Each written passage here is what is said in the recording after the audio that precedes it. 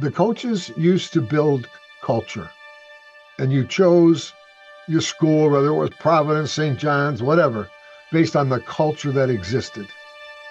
And that doesn't happen anymore. There's no culture being built.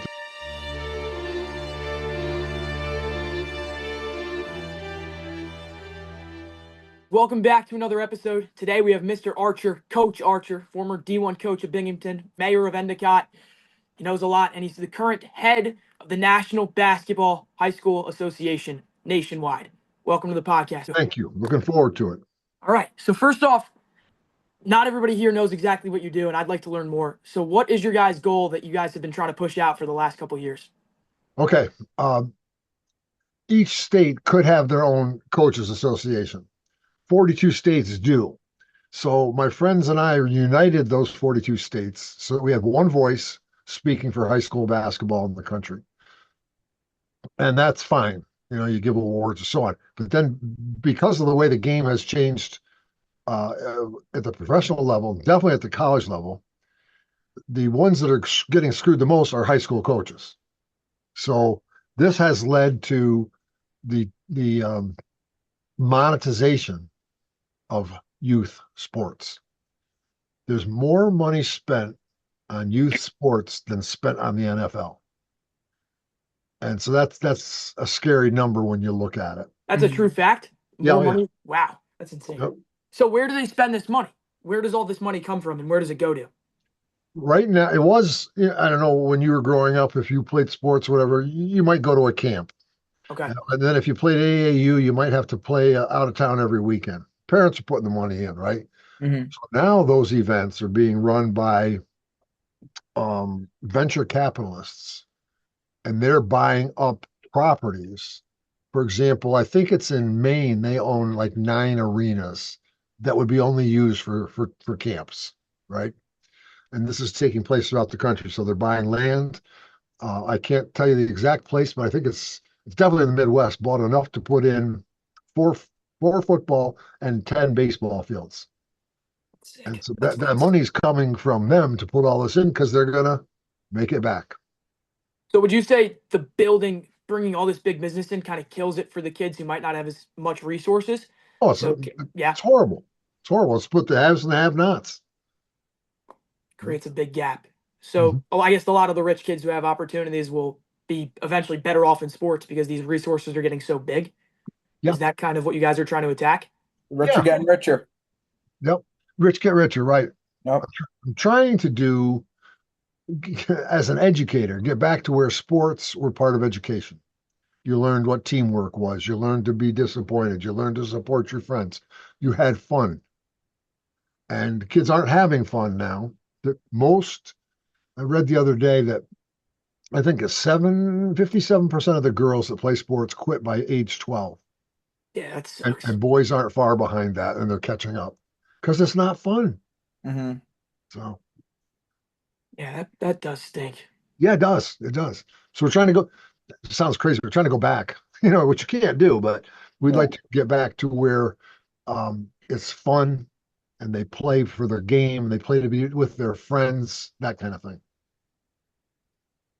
So, this kind of definitely relates to NIL, I feel like, because now schools are becoming talent agents and not educators anymore.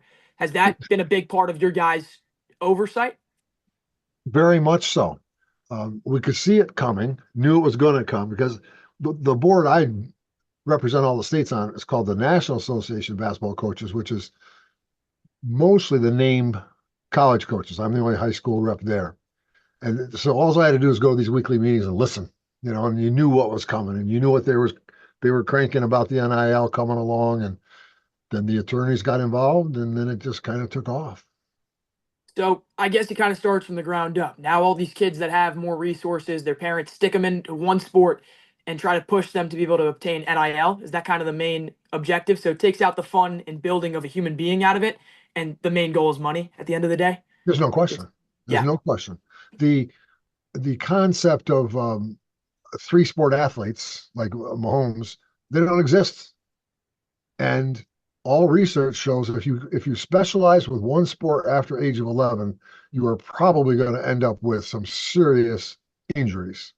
Yeah, 100%. I mean, playing baseball as a quarterback can only help you. I mean, that's the reason that all these guys have such crazy arm angles. It's because they play baseball. Exactly. Yeah.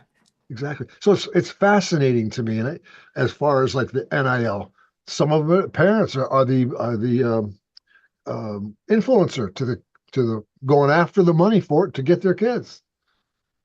When did this start, you would say? When did it start to funnel over and change? Was it after NIL was passed or did it start way before?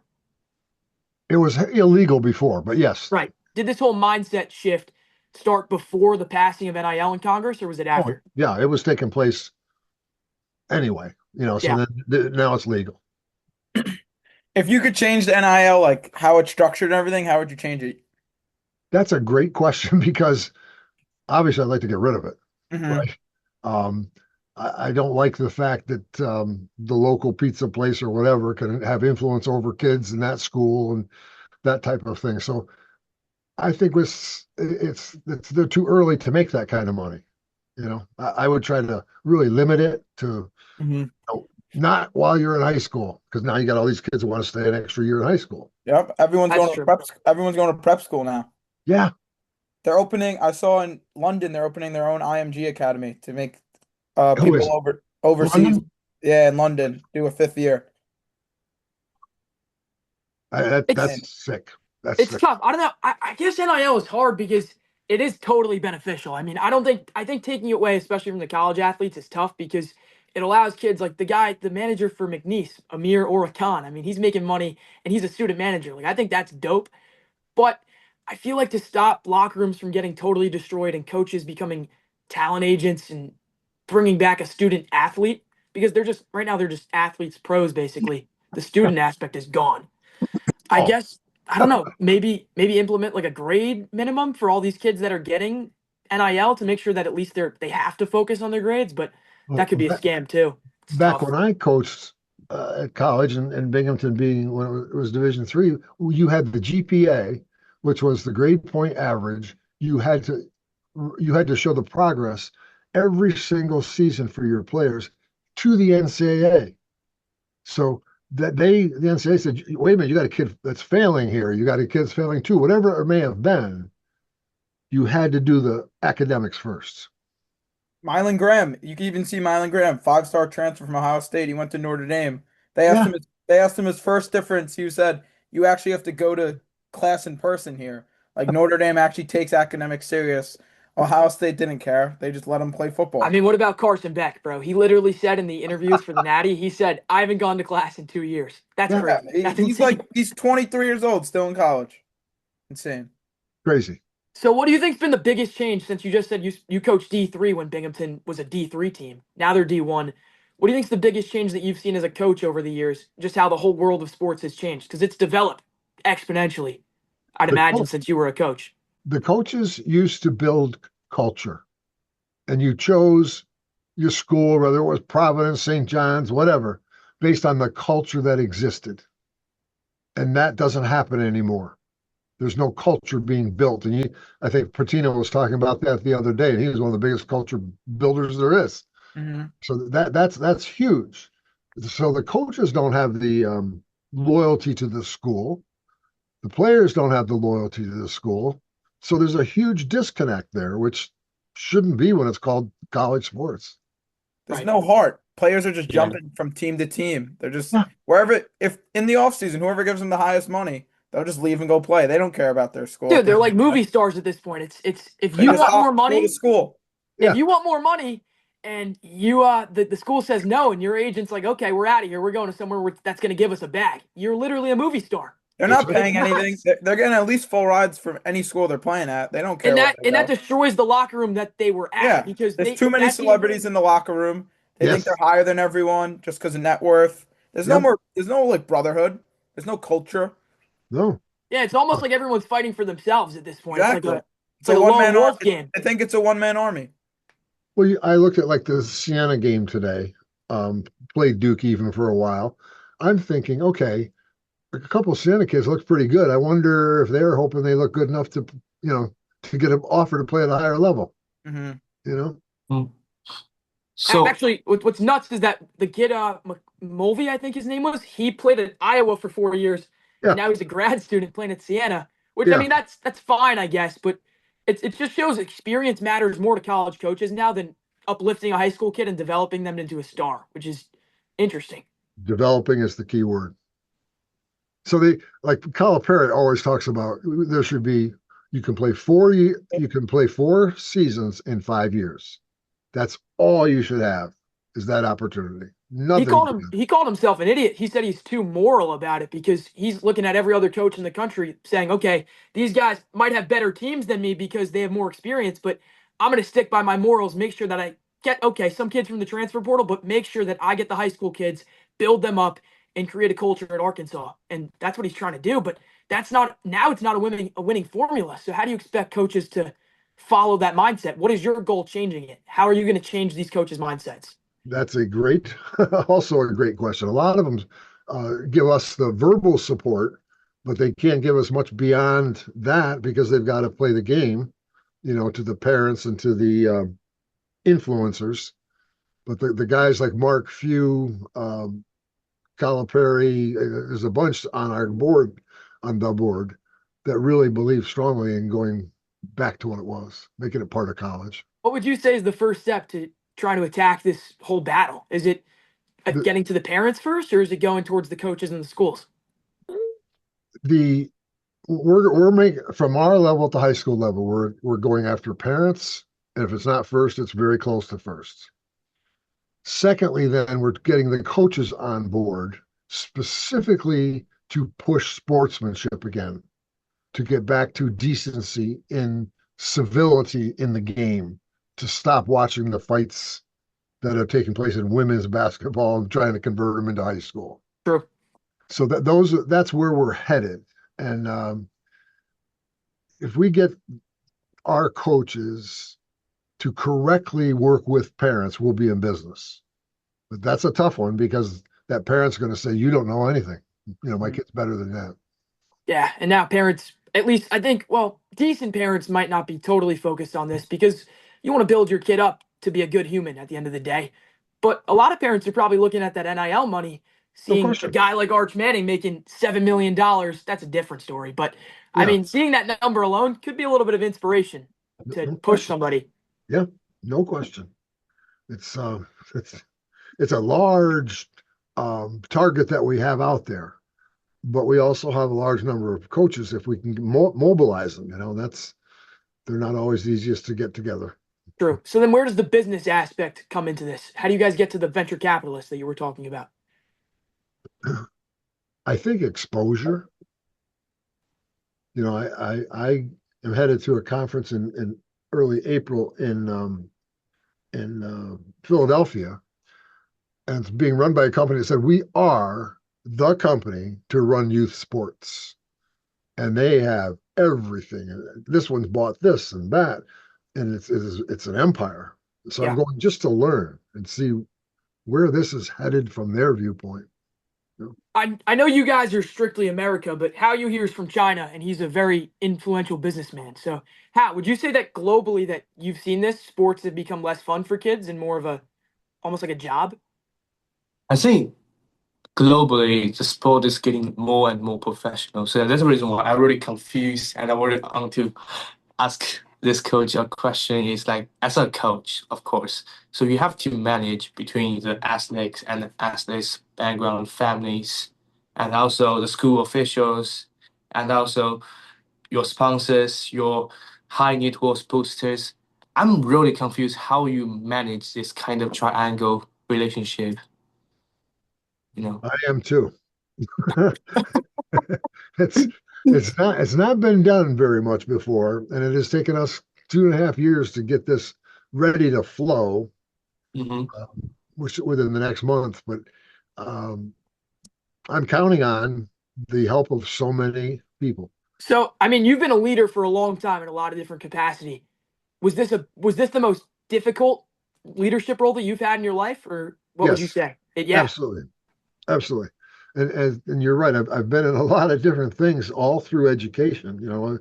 I taught or coached at a Catholic school that closed, and had to take a league and the local athletic league here for schools and revamp it and do this and do that. So I've been involved in it, and then let alone the stuff we did as mayor.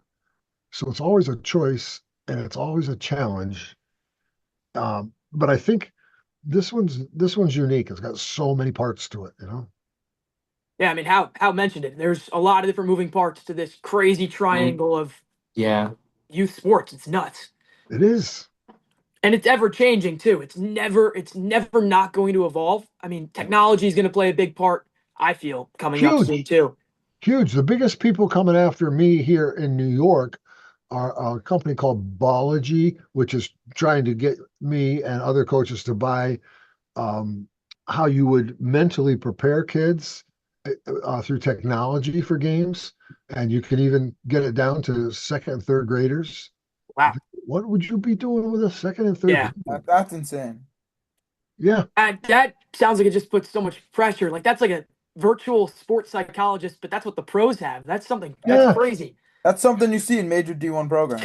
Yeah, that's exactly, nuts. exactly. And if I'm doing it for That's my insane. second grader, you better do it for your second grader. Then boom, there's a whole nother. Chain reaction. Yep. Yeah, I'd say there's probably only like 30 schools in the country that even have something remotely close to that. I'd say it's SEC and Big Ten only. There's no team like Siena has nothing like that, and they want to give that to third graders. That's crazy. Yeah. That's insane. Wow. So what you think the moving parts just makes this easily the most difficult leadership position you've had? Yes, yes, because there's as a mayor, the people were right there in the building and I lived in the community, you know, True. and like when I coach a team, I know where they are. These guys, I meet with every Sunday morning, our core operations group meets. And once a month, our executive board meets, and once every 2 months, the entire board meets. And there's so much dynamics in between. So every Sunday morning, do you guys hop on virtually and do it? Yep. Okay, got it. Yep. And you know, you get well, in New England, we don't do it quite like that, Dave. And well, I'm saying, okay, well, that's wonderful, but here's how we think we can work together to reach something like that, you know? So it's a lot It's a of lot of moving parts. yeah. So I guess to just a question out of curiosity, what would you say over time you've learned the most about yourself as a leader, being in all these different positions? Learned about myself, that I have the amount of patience it takes, which I never thought I did. And I think maybe through governmental politics, I learned the art of compromise and the art of treating everyone with dignity. Okay. So you've had a lot of patience going up to this because it's been what, 2 years you said since you guys Yeah. have started this journey? Yep. So do you think that the hardest part was getting it set up or do you think there's a lot of big challenges ahead when you guys release this finally? I think we're releasing it a little bit too late. I wanted to catch it before this spring season starts for AAU, but I think I'm hoping that we do enough right things that people will come to us and say, "I want to be a part of it." Awesome. Yep. Yeah, it's a crazy concept. You guys got anything? You guys got any thoughts? Because this is a lot to look at. What's up, Quinn, Tommy, Coach? Sorry I joined a little late. No problem. My name Patty, is what's going on? Matt. I'm one of Quinn's good friends. I was watching. I wanted to just hear some of your thoughts. I don't know if you guys talked about this already.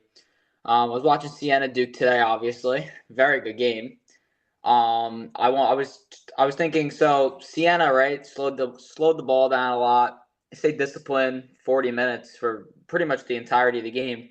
And Duke, number 1 seed. How do you think? What are some tough aspects of facing a team who can control the tempo like that for most of the game, even when you're a high seed? How do you think that plays into a factor going into March Madness? I was shocked at how good they responded to McNamara doing that type of strategy. I'm not surprised that Duke had difficulty with that. I mean, over time, there's a lot of number ones that sweated out against that number 16, you know? And I think Duke's defense was just that strong. It was cool for Siena, you know, the president of this university was there, et cetera. You know, it's the first time they've been in 20 years or whatever. So it was kind of cool to see that. I think if they played 10 games, they'd lose all 10. Yeah, I thought the kid Doty was going to be the next March Madness legend for a second. Yep. Me too. I really thought I was about to say tonight on the podcast, here's our next March Madness legend, but Yeah. I think Duke should be scared of TCU though. TCU is Yeah. dangerous. Coach Dixon is ready for a national championship run. I'm excited, man. That was a big win. That Yep. was huge. So sick. So is he or any of the college coaches like that on your guys' board? Uh, we end up with people like from the Ivy and Patriot leagues, and the the the, the big names aren't going to want to say anything because they're going to offend the Yeah. money. You know, Yeah, they're so I mean, Lane Kiffin, I would say, is probably the coach that comes to mind when it comes to reliance on NIL. I mean, just that sounds like a I don't know how stubborn he is, but how do you guys plan on because these are the guys who really matter. I mean, obviously there's a lot of coaches, but the big money from college sports is at that upper echelon Big 10, Big 12, SEC schools. How do you get to them? What is your process? you don't.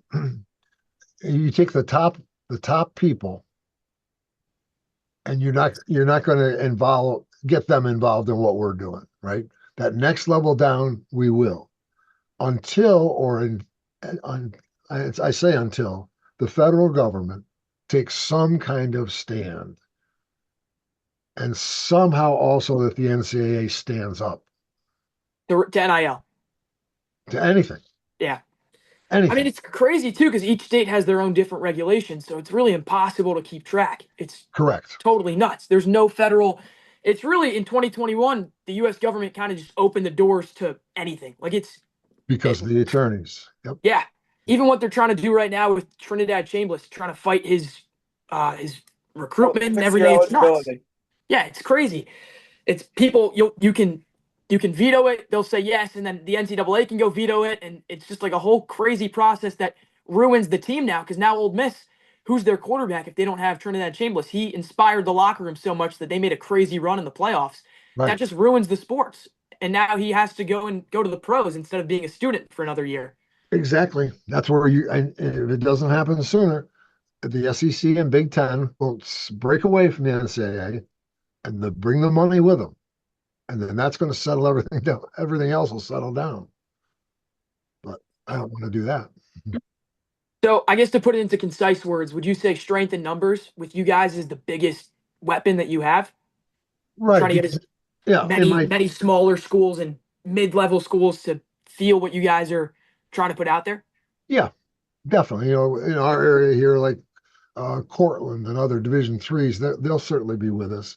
And I think that when we get to the point of to parents to understand that only 3% of people that play in high school ever play in college. So Is when that they, really the number? It's yeah, 3%? Oh my Yeah. God. That's insane. That's a low and number. only 2% of the get scholarships. And yeah, even lower amount of that goes to the pros. There you go. So the parent that's sitting there on a Saturday morning watching their fifth grader or whatever, oh, he's going to go to college. The numbers aren't with you, buddy. Do something with your family instead.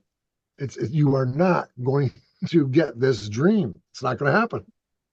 So Yeah, we're I guess it should be more of a focus, like you were saying, building up human development rather than building exactly. some toxic money chasing lifestyle. Yep. Yep. Yeah, and something real quick on that, coach. So I go to Chaminade in Long Island. Yep. We're a big lacrosse school. And just like I know that like I don't play, but I know a lot of my friends who from Long Island who play. Very, very competitive, like playing lacrosse from when you're like 2 years old. Like it's insane. Insane. And what Quinn's saying, like it's about the development too, like Chaminade, like discipline, right? You need all these things in order to excel, in order to get to the D1, in order to get those scholarships. Yep. It's crazy. Absolutely crazy. It's a tough lifestyle. It's not an easy one. No. Yeah, especially when you're talking about then companies reaching out to you trying to bring it to third graders. That just totally I mean, you're an education teacher. This is where it all kind of ties in. It really all loops together. I did a lot of research last semester on early education and how social impact, that really develops a human being. Right. If you make someone almost toxic, like if you make them toxic from day one in terms of the sporting, that could take over somebody's entire life and set them up for failure for their whole future. You And got it. it's Yeah. a scary that's a scary world that some of these venture capitalists are really trying to get after. So you got your kid that goes to junior high school, still isn't that good a player, maybe. Now all of a sudden he's getting cut from a high school team, and they've spent all that money, time, and effort. Not good. That is nuts. Yep. Would you say, although this is the most difficult leadership position you've had, it's your favorite? So far, Yeah. I got a lot of satisfaction out of leading coaches and other things, and even in our village as the mayor, there were some things that really gave me satisfaction. I definitely say this probably gives the biggest platform to give back and make a real difference. Like this is a big societal like mindset difference. Like it's very being mayor is phenomenal. Being a teacher at Binghamton is awesome because you have an impact. But this is like generational futures. This is a crazy thing to think about. That's a great statement. Yeah, it's nuts. It really is crazy. Do you think basketball or football is the scariest, or is it just the combination of both? Just because that's the pure most money involved. Football's the money, Mm-hmm. and Football is the most watched, I think, out of college sports. that's correct. Mm-hmm. And that's where Calipari always keeps saying, hey, the football guys are doing this and they're successful at it. We should be doing the same kind of thing, whether it's a strike by coaches, whatever, so that they get back into control of their game. But that's another story. I'm excited to see how this goes. I think this is going to be a real success. Starting off with pushing out to parents and coaches. That's the basis, ground level. Yep. Cool. This is going to be dope. Good work. What is your guys' name under? What is the company or the Um, mission? the organization is National High School Basketball Coaches Association Incorporated. This emphasis that we have right now, we're calling educate to navigate. So that we're going to educate the parents, the kids, the coaches, what's happening, and then they'll understand it. Then they can make their own choices. But at least it won't be, I just paid $500 for this and my kid didn't get in the game. They'll understand, educate to navigate. Yeah, that's actually a big thing, putting that line out. Because I remember I played soccer when I was a kid, and I got onto this travel team, and it was like $3,000. And my mom's like, she's like, you're not playing because, listen, you're not bad at soccer, but first off, there's a lot of time involved. You don't know if you're going to play, and you can't get the money back when you could be doing something else and other resources and something that you really enjoy. This could make you hate it, if anything. No question. That's a good thing to say. Yep. So you guys just want to, obviously you can't force parents to think any differently, but you can provide a roadmap to maybe help them get back on track in terms of the way they think. That's correct. All right. So just quickly, based on just what's going on today, do you think March Madness is the best playoffs in sports? Yes. Yes. The way it comes on the heels of the Super Bowl. I mean, I did it in my classes today, had them fill out the brackets, and 99% have never seen a bracket.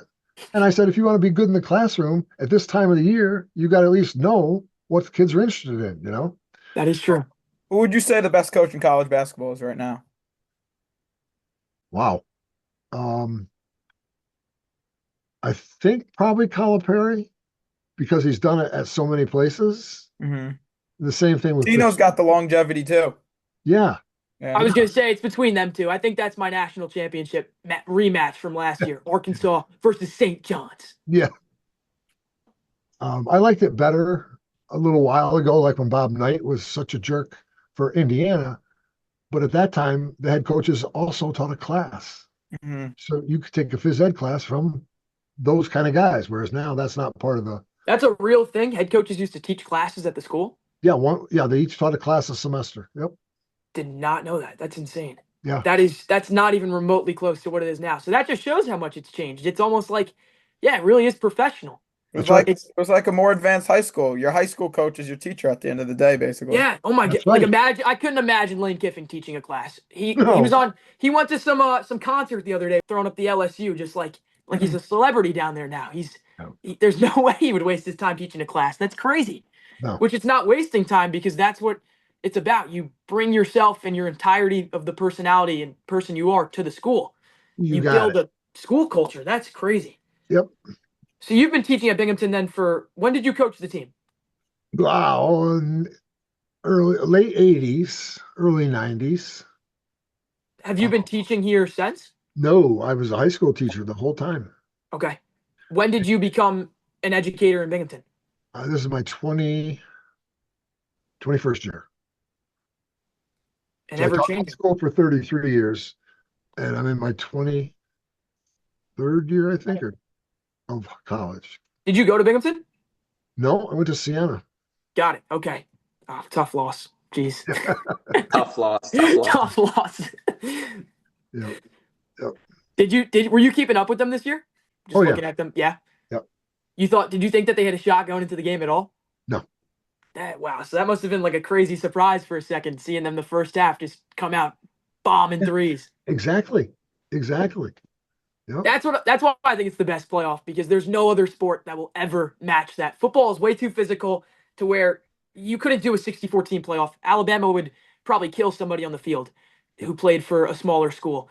Yep. Basketball is all about finesse and just pure heart. So the physical, I mean, obviously it helps when you have physical guys in the SEC, but I mean, McNeese today, they were just a bunch of shifty, fast kids who had some crazy grit, and they almost beat Vanderbilt.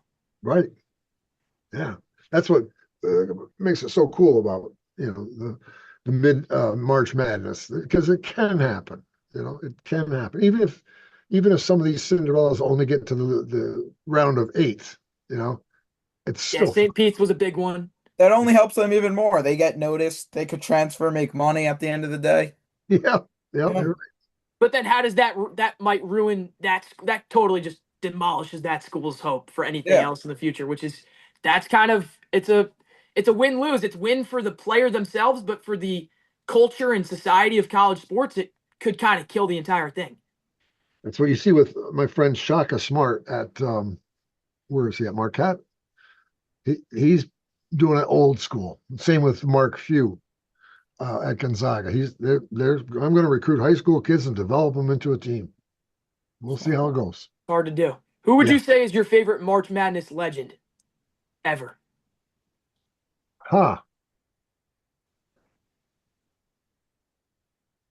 Too many. I like DJ Burns. That's my guy. Big DJ from NC Steph Curry, State. Davidson. Yeah. Doug Eddert from St. Pete's a couple years ago. That was sick.